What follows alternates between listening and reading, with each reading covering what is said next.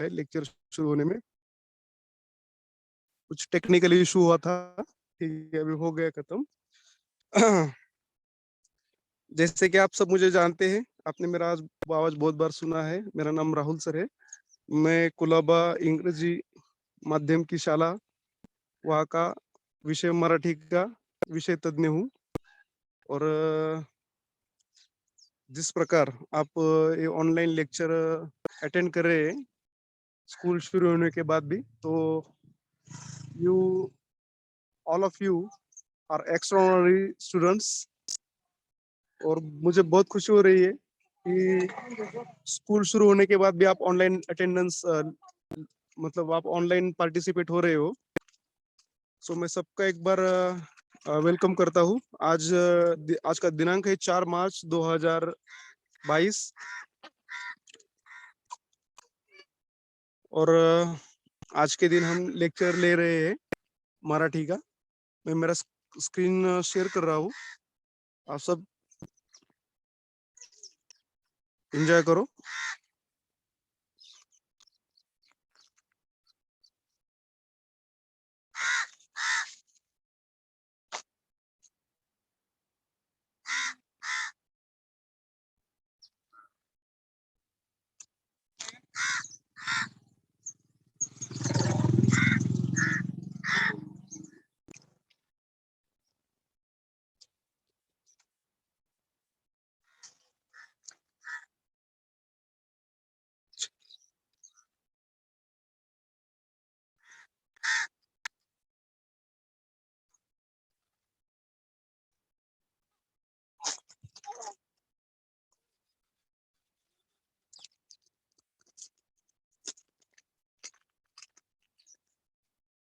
आज का जो टॉपिक है,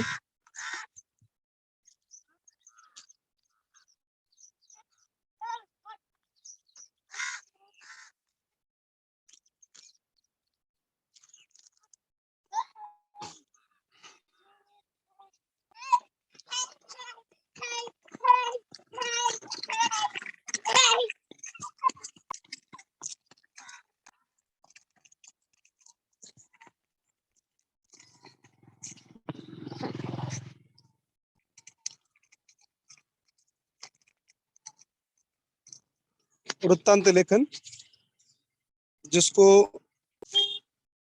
हम क्वेश्चन नंबर 5 का पहला सवाल लेते हैं। क्वेश्चन नंबर 5 उपयोजित लेखन यानी राइटिंग स्किल जो 24 मार्क का होता है, उसमें से पहला सवाल होता है पत्र लेखन का, जो 6 मार्क्स के लिए लिया जाता है।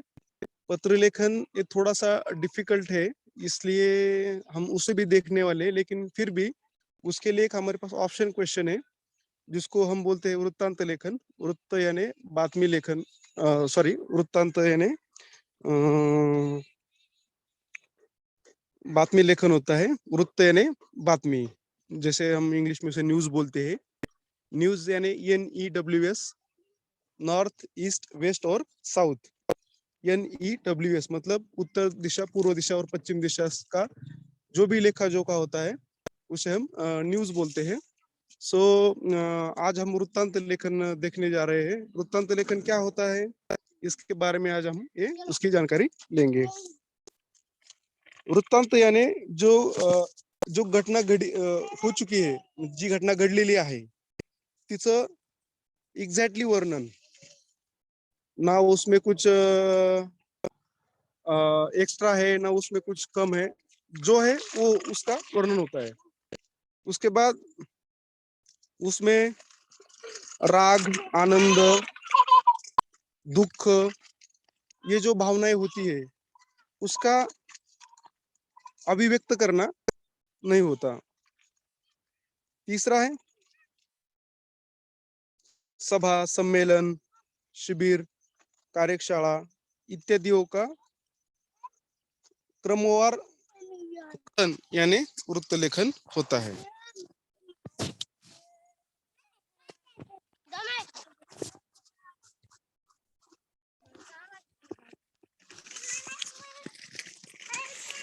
वृत्तांत लेखन में एक लेखन आटोपशीर लेखन करना आवश्यक होता है।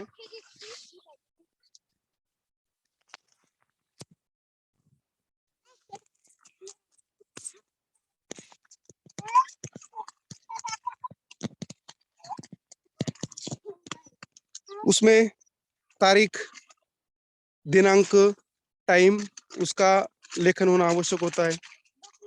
विषय के अनुसार प्रसंग, उसका प्रसंग का उद्दिष्ट, उसका स्वरूप, उसके बारे में माहिती होना जरूरी होता है। उसके बाद कोई भी प्रसंग हो, उसका परिचय उसमें देना होता है। आवश्यकता के अनुसार किसी भी वक्ता की स्पीच का उसमें क्या होना चाहिए, अंश होना चाहिए।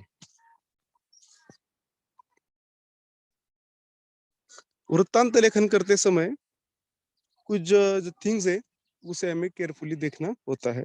जैसे घटना है वो अचूक होनी चाहिए, परिपूर्ण होनी चाहिए और उसमें लेखन स्पष्टता होनी चाहिए। उसके बाद उसमें टाइटल होना चाहिए, उसके बाद सही स्पष्टीकरण होना चाहिए, उसके बाद स्थल, काल, व्यक्ति, इनका उल्लेख होना चाहिए और घटना का क्रम होना चाहिए। भाषा भी उसमें वास्तवदर्शी होनी चाहिए, नकारात्मक भाषा का प्रयोग नहीं होना चाहिए और उसके बाद छोटे छोटे वाक्यों का परिच्छेद होना आवश्यक है। ये होता है वृत्तांत लेखन का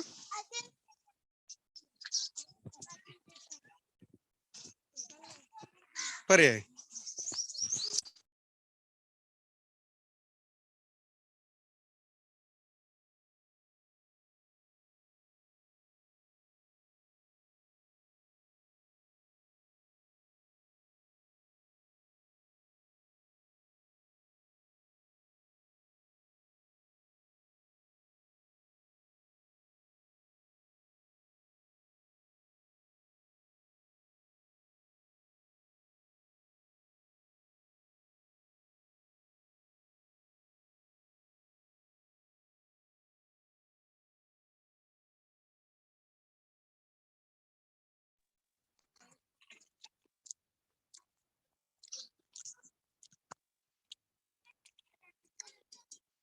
छोटे छोटे वाक्यों का उसमें परिचित होना चाहिए।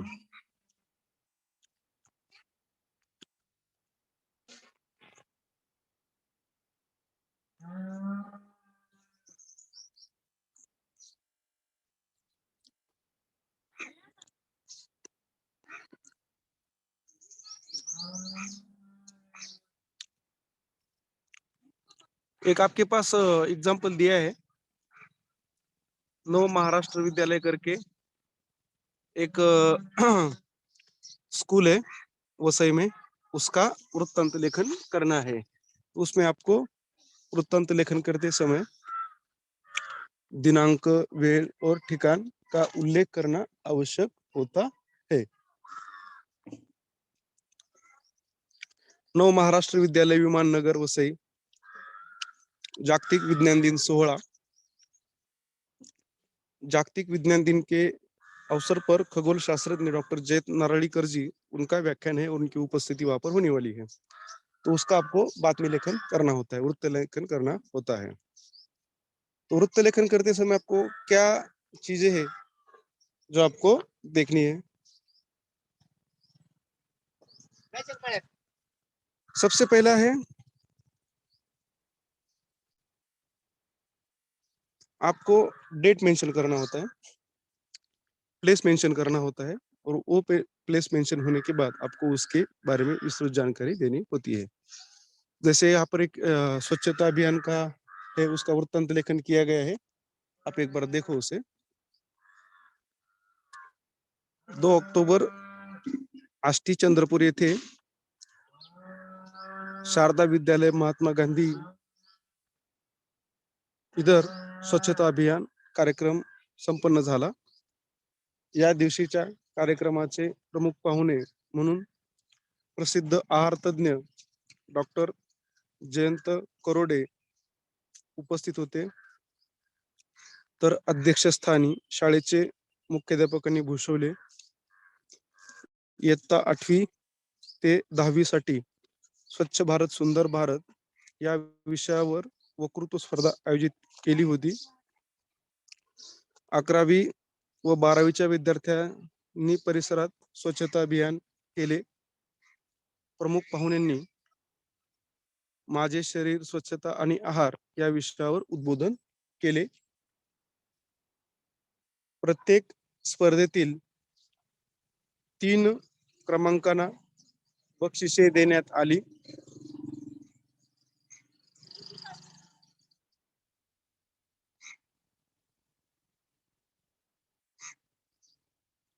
अध्यक्षीय भाषणानंतर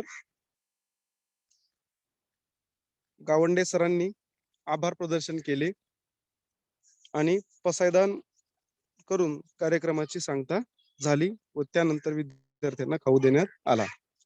तर ही झाली एक जाहिरातीचा या ठिकाणी नमुना. जाहिरात लेखन करत असताना तुम्ही दिनांक, वार या गोष्टी नमूद करणे आवश्यक असते. त्याचबरोबर तुमचा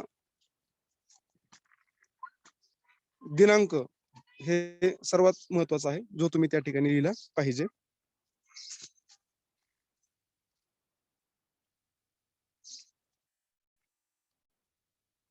आता जो 2-3 दिवसापूर्वी 28 फेब्रुवारी झाला, तुमच्या फेब्रुवारीचा शेवटचा दिवस 28 फेब्रुवारी, हा जो दिवस आहे या दिवशी मराठी भाषा दिन. विरो सगळीकडे खेळ.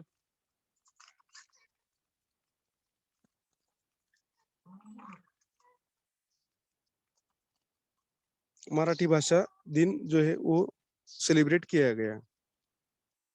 तो रत्नागिरी में समर्थ विद्या मंदिर है, उसमें 27 फरवरी को ये दिन सेलिब्रेट किया गया. तो त्याचं कसं लेखन केलंय ते बघा.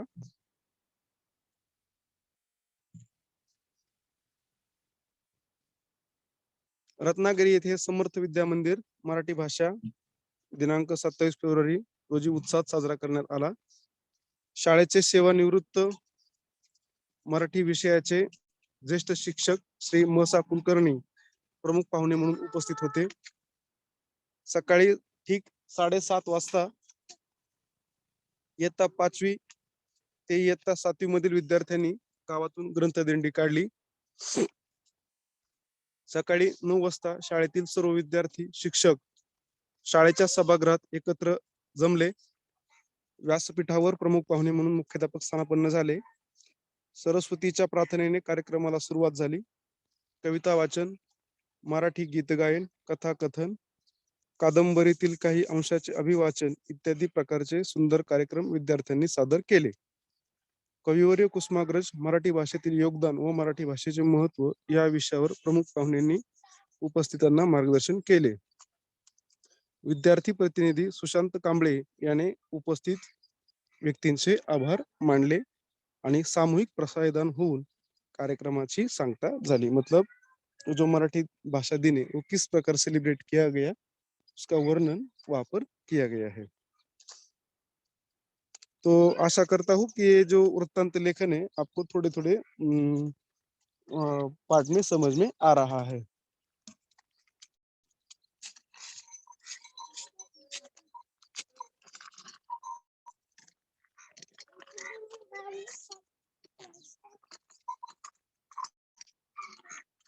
धन्यवाद. तो अशा प्रकारे आपण आज मराठी भाषा दिन उसके बारे में माहिती ले ली है.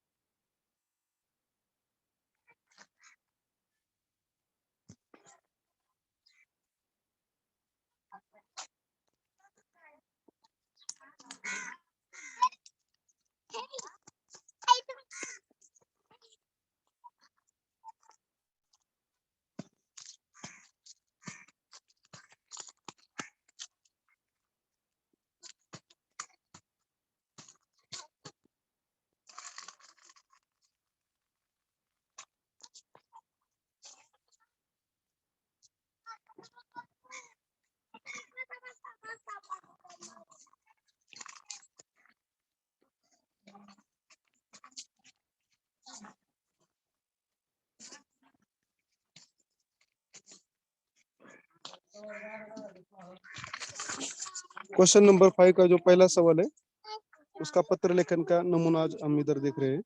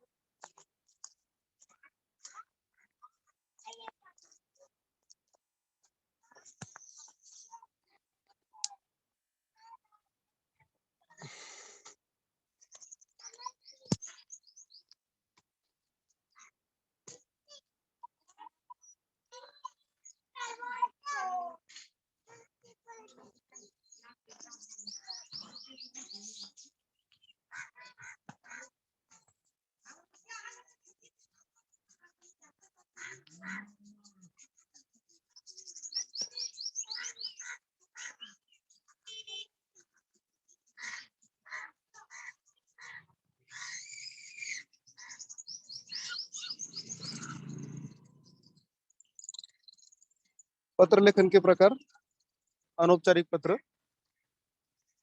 दूसरा है औपचारिक पत्र, इनफॉर्मल लेटर आणि फॉर्मल लेटर. इनफॉर्मल लेटर होता है वो आपके फैमिली के मेंबर्स के लिए लिखा जाता है. फॉर्मल लेटर होता है वो हमारे जो करीबी लोग होते हैं उनके लिए लिखा जाता है. फॉर्मल लेटर में डिमांड आता है, रिक्वेस्ट आता है या फिर अभिनंदन का पत्र आता है. इसके बाद कार्यालयीन और व्यावसायिक ये दोनों भी पत्र उसमें लिखे जाते हैं. तर सर्वप्रथम आपण औपचारिक पत्र बघूया.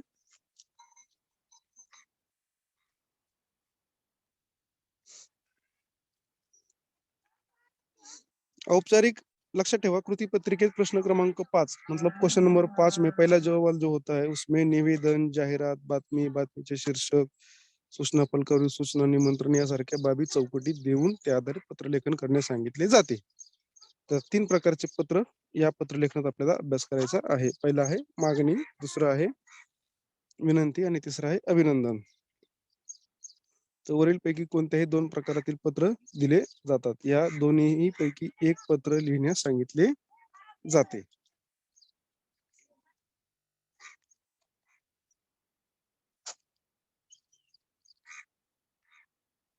अपने प्रदेश के शिक्षा मंत्री, शिक्षण मंत्री को पाठ्यक्रम के नैतिक शिक्षा के अनिवार्य विषय के अनुरूप मान्यता देने हेतु पत्र लिखिए. उसमें यहाँ पर ये नमूना दिया गया है, आप उसका स्क्रीनशॉट ले सकते हो.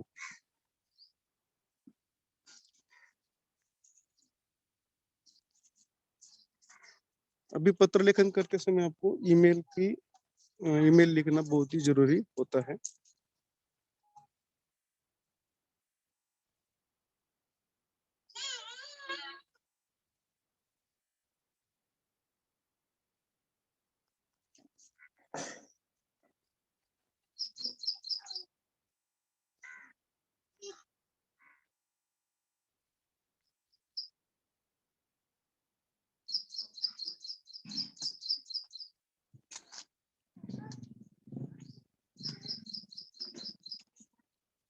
दिनांक है, प्रति है,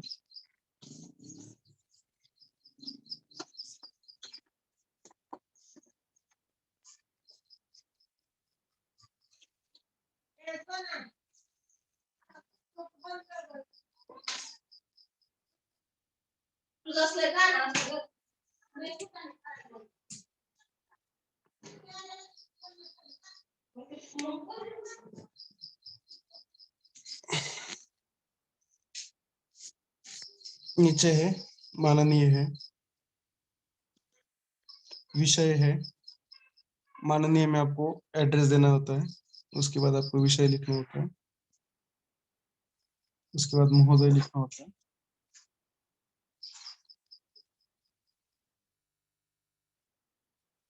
उसके बाद आपको मुख्य मजकूर का लेखन करना होता है.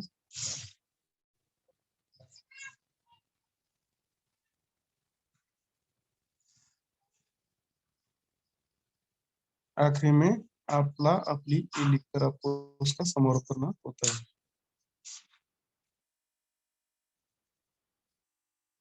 साथ में एड्रेस आता है जो सेंड करते हैं उसका, और आखिर में ईमेल आता है।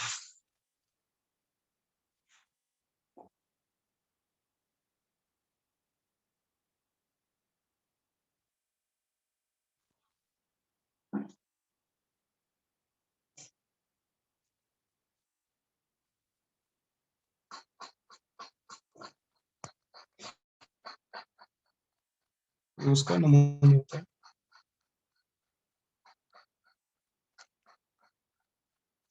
इसका आप एक स्क्रीनशॉट लेके रखो।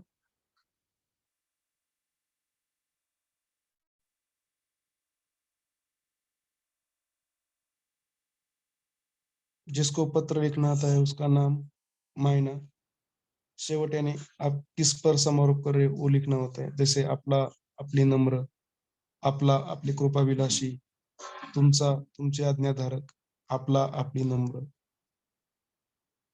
ये जो समारोप के शब्द होते हैं उनको लिखना जरूरी होता है।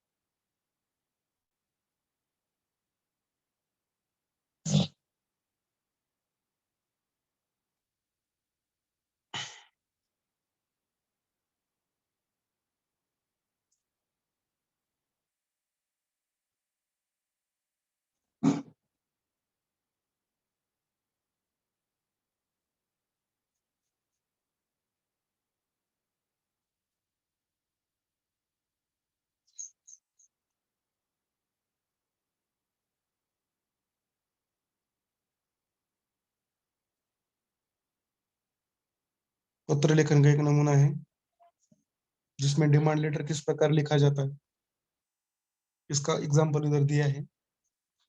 आप ध्यान दे सकते हैं या फिर उसका स्क्रीनशॉट ले सकते हैं।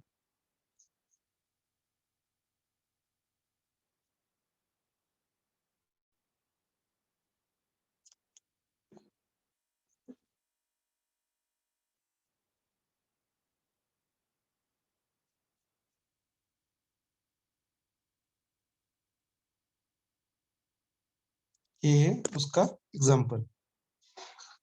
उसके बाद जो क्रीड़ा साहित्य है उसकी यादी इधर दी है, वो आपको यादी भी देखना है। और आखिर में आपको आपका समारोह करना होता है।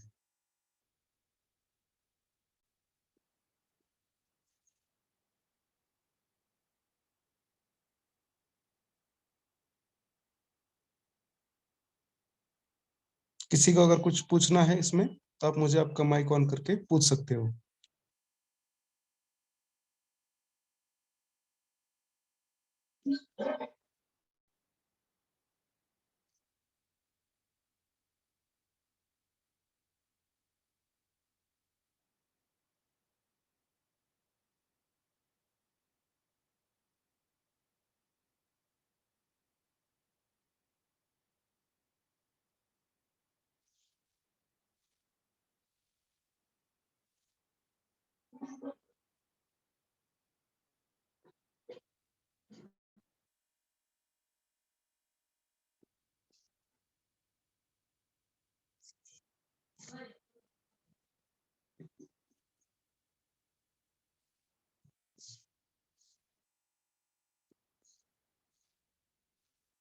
विनंती पत्र देखते हैं अभी।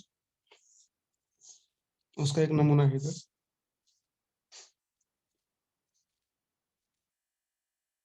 ऊपर एड्रेस दिया है, नीचे विषय दिया है।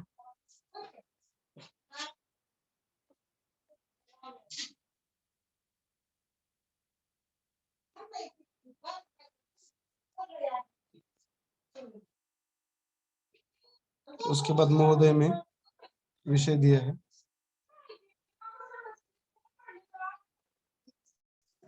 ये आपको, मी आदर्श शाळेचा विद्यार्थी प्रतिनिधी आहे. आपल्याकडून 10 जून 2020च्या पत्राद्वारे क्रीडा साहित्य मागवले आहे.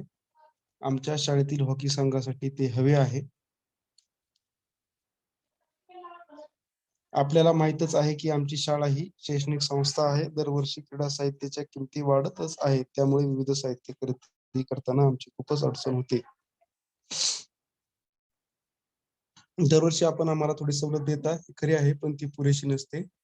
आणि गेल्या वर्षी तर ही सवलत खूप कमी दिली होती. कृपया या वर्षी सवलतीमध्ये कपात करू नये. वस्तूच्या वाढत्या किमतीमुळे आम्हाला पुरेसे साहित्य खरेदी करता येत नाही. त्यामुळे विद्यार्थ्यांचे खूप नुकसान होते.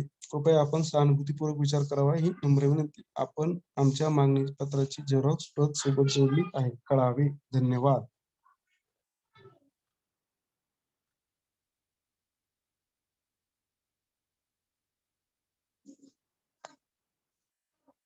धन्यवाद. तर अशा प्रकारे आपण पत्रलेखनाचा या ठिकाणी नमुना पाहिलेला आहे.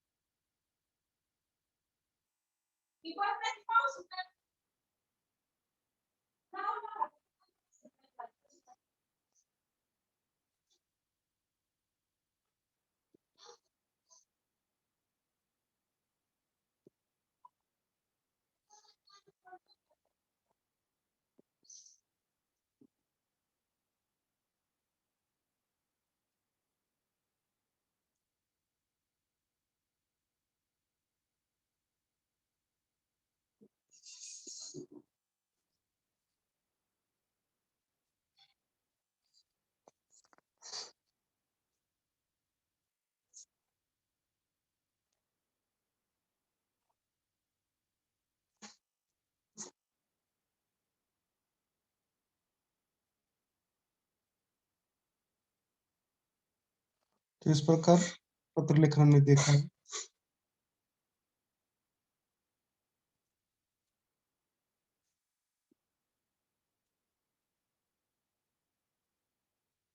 जाहिरात लेखन हो गया, पत्र लेखन हो गया, निबंध लेखन हो गया। अभी हम सारांश लेखन देखते हैं।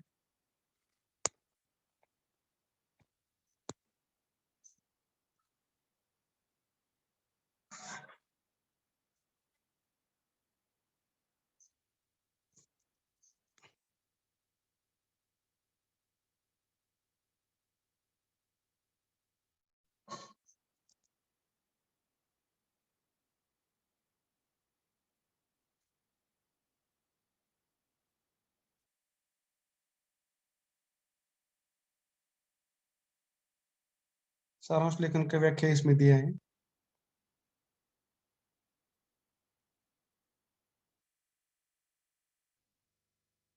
आप देख सकते हैं उत्तरातील लेखक माने मांडलेला विचार थोडक्यात आणि आटोपशीर मांडणे म्हणजे सारांश लेखन होय।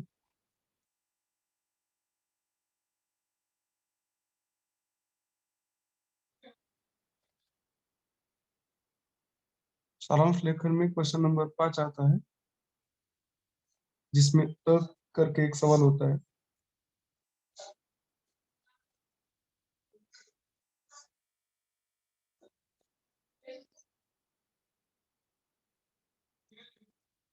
आपले म्हणणे थोडक्यात मांडणे म्हणजे सारांश लेखन। सारांश लेखनामध्ये खालील अभ्यासक्रमाचा समावेश करण्यात आलेला आहे।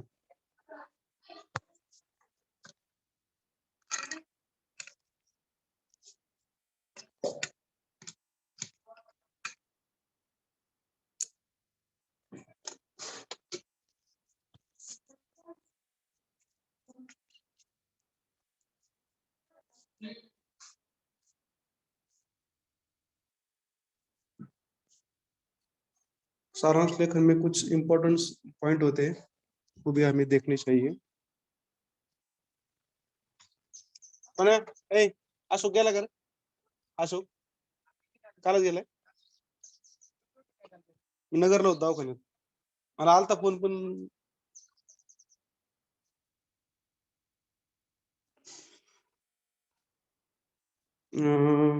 उसमें है जो विचार उसमें व्यक्त किया है वो विचार लिखना होता है। उसमें वाक्य प्रचार होते हैं, शब्द होते हैं, उनका भी उसमें वापर नहीं करना चाहिए। सारांश लेखन में जो महत्वपूर्ण विचार होते हैं वो थोड़े शब्द में लिखने होते हैं।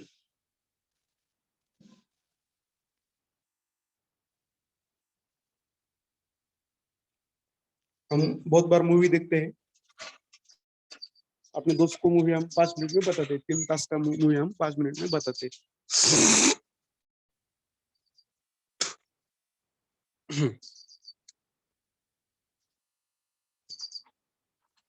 उससे भी हम एक प्रकार का सारांश लेखन ही बोल सकते हैं।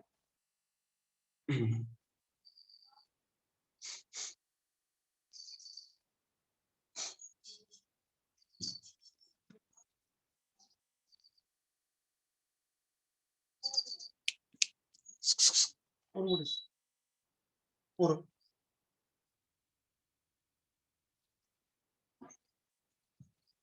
पूरा पूरे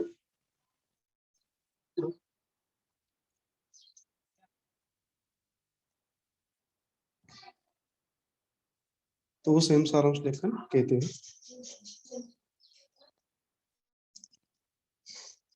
सारांश लेखन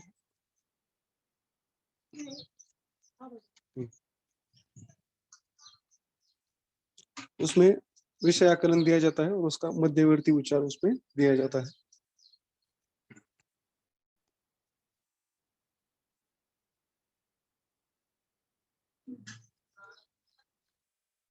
हमें जो विचार समझ में आए वो हमें दूसरों को बताने होते हैं, या फिर हमें समझे हुए विचार दूसरों को वो बताने होते हैं।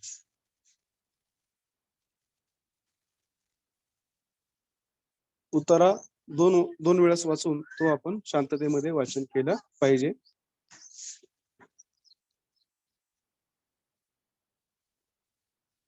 और वो जो उतारा है वो हमें ठीक से समझ में लेना चाहिए।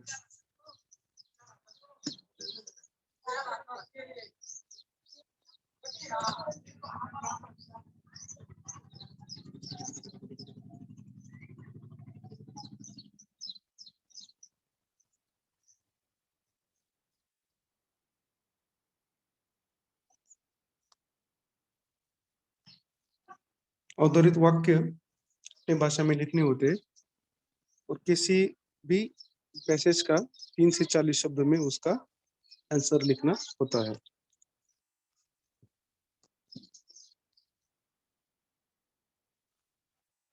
सारांश लेखन होने के बाद शब्दों की संख्या लिखना जरूरी नहीं है, और सारांश लेखन को आपने कोई टाइटल नहीं दिया तो भी चलता है, तो फिर चल सकता है।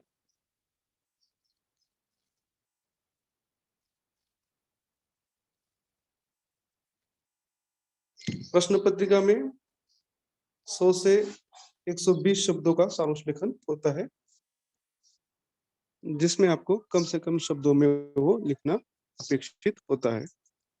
सारांश लेखन से आपको आशय समझ में आना बहुत ही जरूरी होता है, फिर अपेक्षित होता है।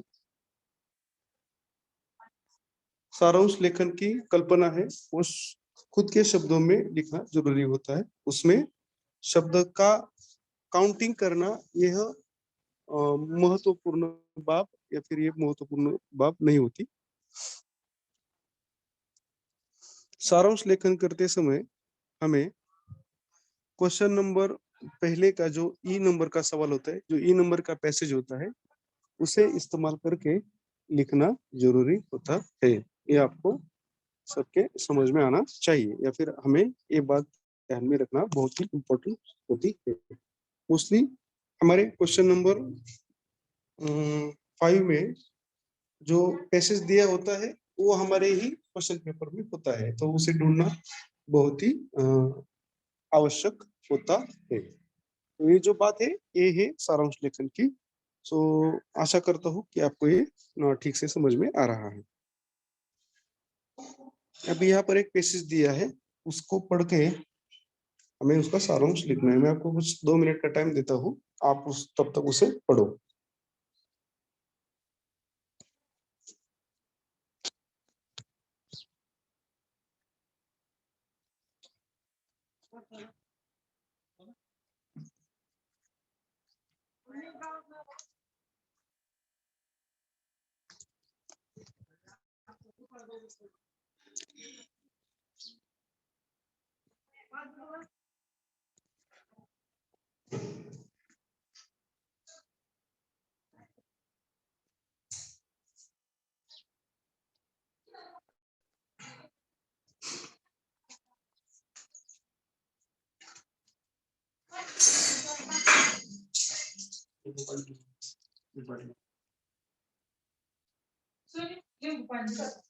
कोमट पानी दो।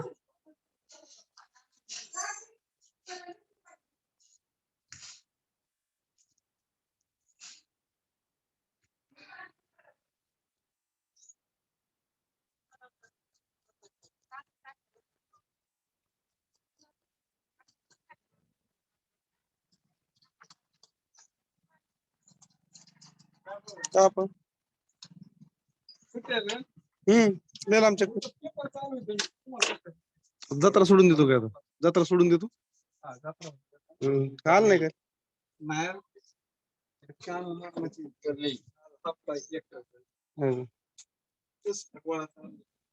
कसली सगळी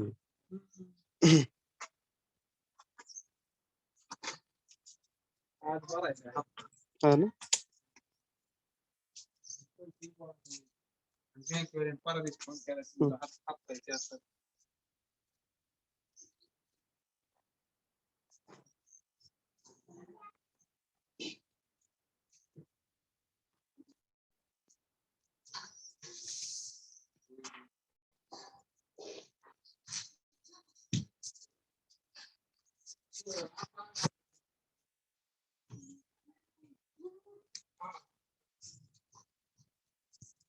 तो इस प्रकार ये जो पैसेज आपने वो पढ़ा है,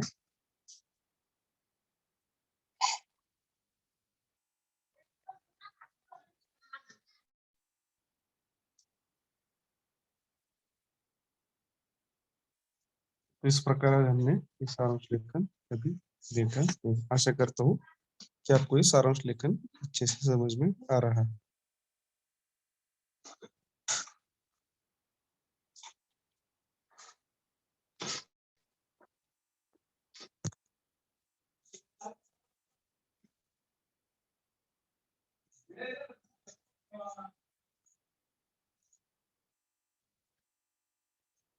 मयूर सर, Yes, sir.